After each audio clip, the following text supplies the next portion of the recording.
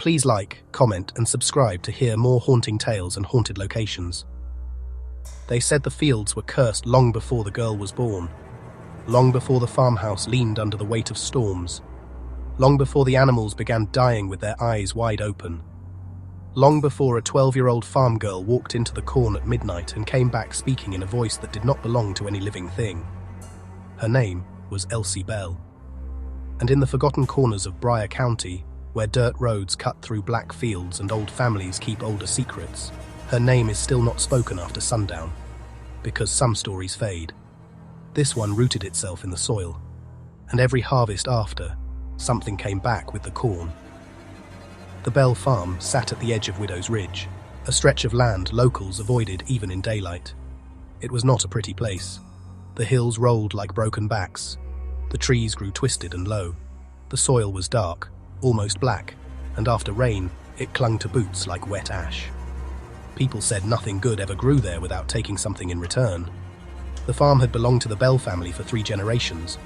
Before that, it belonged to nobody, at least not officially. Old maps marked it as church land. Older records called it burial ground. The oldest stories called it something worse. A place where the dead were not buried, only planted. In the late 1800s, a small religious settlement had lived near the ridge. They were farmers, preachers, healers, and grave diggers. They believed the earth could trap evil if the proper prayers were carved into wood and driven into the soil. When someone died violently, they did not always bury the body in the churchyard. They buried it at the edge of the field, under the rows, under the roots, under the crops. They believed the harvest would feed on sin and cleanse the land.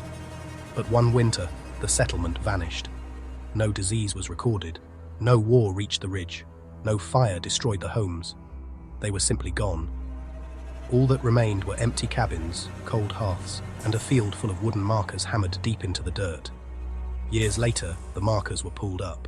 The land was sold, and the Bell family built their farmhouse directly over the place where the settlement had ended.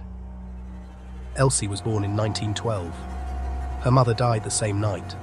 The midwife later claimed that as the baby cried, every candle in the house went out at once. Her father, Thomas Bell, was a hard man, quiet, religious, unforgiving. He raised Elsie alone with the help of his older sister, Aunt Martha, who lived in the back room and kept dried herbs tied above every doorway. Martha did not like the farm. She did not like the cellar. She did not like the field behind the barn, and she especially did not like the way Elsie stared at things no one else could see. As a child, Elsie was strange, but not cruel. She rarely spoke unless spoken to. She wandered the fields barefoot. She collected dead moths in jars. She claimed the corn whispered her name when the wind came from the east. Thomas called it imagination. Martha called it a warning. By the time Elsie turned 12, the farm had begun to change. Milk soured overnight. Eggs cracked open with black veins inside the shells. The horses refused to enter the north pasture. And every morning, Thomas found dozens of crows sitting on the barn roof, silent and still, watching the house like mourners at a funeral. Then came the first sign that something had reached Elsie. It happened during supper. Elsie was sitting at the table with her father and aunt, eating in silence, when she suddenly stopped chewing. Her eyes fixed on the wall behind Thomas. She smiled. Then she whispered, "He's standing behind you." Thomas turned. There was nothing there. Aunt Martha dropped her fork. Thomas demanded to know who Elsie meant. The girl tilted her head and said, "The man under the floor." That night, Thomas found Elsie kneeling in the kitchen, pressing her ear to the floorboards. When he asked what she was doing, she said, "He wants out." After that night, the Bell farm never felt empty. Footsteps crossed the upstairs rooms when everyone was downstairs. Knuckles tapped from inside the walls. The pantry door opened by itself every morning, even after Thomas nailed it shut. Aunt Martha began sleeping with a Bible under her pillow and a knife in her hand. Elsie changed fastest. She stopped eating meat. Then she stopped eating bread. Then she refused water unless it came from the old well behind the barn. That well had been sealed for years. Thomas had covered it after finding animal bones stacked around the stones in neat little circles. But Elsie kept asking for it. She said the water in the house tasted too alive. One afternoon, Martha found the girl standing in the cornfield, perfectly still, facing the tree line. She called Elsie's name. Elsie did not move. Martha walked closer and saw that the girl's feet were bleeding. She had walked over stones, thorns, and broken stalks without reacting. When Martha reached for her, Elsie spoke without turning around. "He knows your name, Martha." The old woman froze. Elsie continued, still facing the trees. "He knows what you buried." Martha slapped her. Elsie finally turned, and she was smiling with blood between her teeth. That evening, Martha packed a bag and begged Thomas to leave. Thomas refused. The farm was all they had. The land was all that mattered. Martha told him land could be cursed. Thomas told her curses were stories for weak minds. Then, from upstairs, Elsie laughed. Not like a child, not like a girl, like a room full of men laughing from the bottom of a grave. The possession began in full on October 3rd, 1924. The harvest moon was rising. The corn stood tall and dry in the fields. Thomas had locked Elsie in her room after finding her in the barn, whispering to the dead cow hanging from the rafters. The animal had been healthy that morning. By dusk, it was split open from throat to belly. No blood on the floor, no tracks in the dirt. Just Elsie standing beside it, her hands clean, her dress spotless, saying, "It opened itself when I asked." Thomas dragged her inside, locked the door, and sent Martha to fetch Reverend Cole from the next town. But the Reverend never made it that night. His horse threw him less than a mile from the farm. He later said something pale and thin had been standing in the road, bent backward like a broken branch, blocking the way. Back at the farmhouse, Thomas sat beneath Elsie's room with his shotgun across his lap. For 2 hours, there was no sound. Then, the scratching began. At first, it came from the ceiling, slow, patient, like fingernails dragging through wood. Then it moved to the walls, then the floor, then inside the locked room. Thomas shouted for Elsie to stop. The scratching stopped. A moment later, Elsie spoke from behind the door. But the voice was lower, older, and it said, "Thomas Bell, your wife did not die alone." Thomas stood. His face went white. The voice continued. "She begged you to save the child. She begged you to save her too." Thomas climbed the stairs, shaking. He unlocked the door. Elsie was not on the bed. She was standing in the corner, facing the wall. Her arms hung at her sides. Her head was turned just enough that one eye looked back at him. Then she said, "You chose wrong." Thomas struck her. That was the first mistake. Elsie hit the opposite wall hard enough to crack the plaster. For 1 second, she was silent. Then her body began to shake. Her shoulders jumped, her fingers curled, her neck bent too far to one side. And then she screamed. Every window in the farmhouse shattered outward. Downstairs, every jar in the pantry burst. In the barn, the horses kicked their stalls apart and ran into the dark. Thomas stumbled backward, bleeding from his ears. Elsie rose from the floor. Not quickly, not naturally. She lifted like something was pulling her by invisible strings. Then she opened her mouth and spoke in 3 voices at once. "Do not bruise what already belongs to us."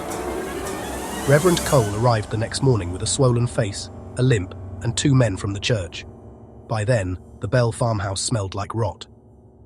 Martha sat in the kitchen, praying under her breath. Thomas had tied Elsie to her bed with rope and leather straps. The Reverend climbed the stairs alone. He later wrote one private account of what he saw. That account was locked in the church archives for nearly 40 years. According to his notes, Elsie was lying flat on the bed, eyes open, staring at the ceiling. Her wrists were raw from the restraints. Her lips were black. There were words carved into the walls around her. Not written, carved, deep into the plaster. The same sentence repeated over and over. "The field was hungry." Reverend Cole asked Elsie if she could hear him. The girl did not blink. He placed a hand on her forehead and began to pray. The room grew colder. Not chilly, cold. Winter cold. Grave cold. His breath smoked in front of his face. Elsie's eyes slowly shifted toward him. Then she whispered, "You are standing on their mouths."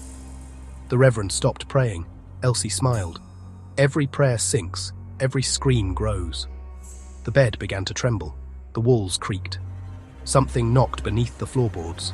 Once, twice. Then from below the house came dozens of knocks answering in rhythm. The Reverend backed away. Elsie turned her head toward him and said in his dead mother's voice, "Cole, come down where it's warm." The two churchmen downstairs heard the Reverend scream. When they rushed up, they found him pinned against the ceiling. His back arched, his mouth open. Elsie still strapped to the bed, laughing softly. Then the Reverend dropped. He survived, but he never preached again. He left town within a week. Before he went, he told Martha one thing. She is not possessed by one spirit. Martha asked what he meant. The Reverend looked toward the fields and said, "The farm itself is inside her." After the failed blessing, the truth began to surface. Martha searched the old church records. What she found was worse than any rumor. The settlement that lived on Widow's Ridge had not vanished. It had been destroyed from within. The people there believed the land could absorb evil, but over time their rituals changed. They stopped burying only criminals. Then they buried strangers. Then the sick. Then anyone they believed had sinned. Finally, during the last winter, when crops failed and children starved, they chose one girl from the settlement and called her the vessel of the field. They believed if she carried the hunger of the earth inside her, spring would return. The girl was locked beneath the meeting house, prayed over, starved, buried alive. But spring did not return. The settlement fell into madness. Families turned on each other. Bodies were buried in the fields by the dozens. And the girl beneath the meeting house was forgotten, except she did not die quickly. The records said people heard her beneath the floor for 9 days, scratching, crying, begging, then laughing. On the 10th day, the settlement was silent. When outsiders came months later, every building was empty, but the fields were full, and the corn had grown taller than a man. Thomas Bell had built his farmhouse over the ruins of that meeting house. Elsie's bedroom sat directly above where the vessel had been sealed underground. And now, after decades of silence, something beneath the farm had found another girl. By the second week, Elsie no longer sounded human. She knew things she should not have known. She spoke names of dead settlers. She described secret sins of neighbors who had never met her. She recited burial prayers in a dialect no one in Briar County still used. When Thomas tried to feed her, she spat the food back filled with black soil. When Martha washed her face, mud seeped from Elsie's eyes. At night, the girl sang lullabies no one recognized. Every time she sang, the corn leaned toward the house. People from town came to witness it. They stood at the fence line, whispering prayers, clutching charms, daring each other to step closer. None did. One farmer claimed he saw dozens of pale faces between the corn rows. Another said his dead brother called his name from the field, asking him to come help dig. A woman named Clara Voss fainted after hearing Elsie speak from inside the locked upstairs room. Clara swore the voice was her baby daughter, who had died 10 years earlier. But Elsie did not just mimic the dead. She fed on grief. The more people came, the stronger she became. The farmhouse groaned day and night. Doors slammed in empty rooms, the cellar filled with flies though no carcass was found, and underneath it all, the knocking continued. Dozens of fists beneath the floor, waiting, wanting, hungry. For all his stubbornness, Thomas Bell was not innocent, and whatever lived inside Elsie knew it. On the 17th night, Martha woke to Thomas screaming in the cellar. She found him standing at the bottom of the stairs, holding a lantern, staring at the dirt floor. Something had written a message there. Not in chalk, not in blood, in exposed bone. Small white fragments pushed up through the earth, arranged into words. He buried her here. Martha asked Thomas what it meant. Thomas refused to answer. Elsie answered from upstairs. She cried after the baby came. Martha turned cold. Elsie continued. She cried and cried and cried, so he made the house quiet. Thomas dropped the lantern. Years earlier, Elsie's mother had not died from childbirth. She had survived the delivery, weak, feverish, but alive. According to the thing inside Elsie, Thomas believed his wife had been unfaithful. He believed Elsie was not his child. So when the midwife left and the storm swallowed the roads, he ended her life and buried her beneath the cellar floor. Martha denied it. Thomas denied it. But the dirt began to move. A hand emerged first, then a wrist, then the remains of a woman in a torn burial dress, curled beneath the cellar floor where Thomas had walked every day for 12 years. Martha fled the house screaming. Thomas did not move. From upstairs, Elsie whispered, "Mother wants to meet you." That night, Thomas Bell vanished. Some say he ran into the corn. Some say Elsie called him upstairs. Martha said she saw him standing in the field at dawn, surrounded by figures in old black clothing. He was staring at the house. His mouth was open. Roots were growing from his eyes.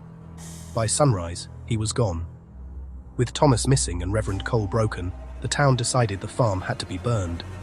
Men arrived with kerosene, axes, and rifles. Martha begged them to save Elsie. But by then, many believed Elsie was already gone. They entered the farmhouse just after sunset. They found the front door open. Inside, every wall was covered with names, not painted, not scratched, pressed into the wood from the inside, as if fingers beneath the boards had pushed the letters outward. The men climbed the stairs. Elsie's bedroom door stood open. The bed was empty. The ropes lay cut. The window was closed.